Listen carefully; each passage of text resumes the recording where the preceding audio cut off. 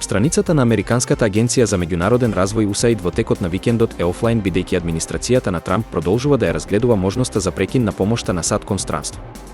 Овој потек следи по извршната наредба на председателот Доналд Трамп за запирање и ревизија на помошта од SAD констранство. Милијарди долари помош од SAD, обично координирана од независна агенција, се замрзнати, а неколку високи функционери суспендирани. Ветерниот парк Богданци ќе добие уште 4 турбини со што вкупната инсталирана моќност ќе се зголеми на околу 50 мегавати, обезбедувајќи дополнително годишно производство од 37 гигавати на час.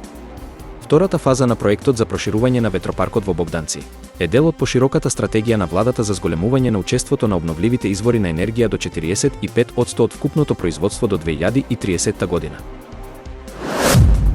Во заедничка акција на македонската и српската полиција, со кодно име Вардар, уапсени се 10 лица осомничени за фалсификување и пуштање во оптек на лажни евра. Оваа акција представува продолжение на операцијата од август 2023 година, кога во координација со косовските власти беше разбиена мрежа за производство на фалсификувани евромонети. Операцијата доби целосна поддршка од Европол и Европравда за Западен Балкан, кои помогнаа со разузнавачка анализа и оперативна координација. Жителите на Санторини доживеа ноќ полна со вознемиреност и неизвестност, потековната сеизмичка активност која ја вклучи тревогата на островот. Многу жители на Санторини, стравувајќи од нови силни земјотреси, решија да преноќат надвор или во своите автомобили или на безбедни места определени од општинските власти.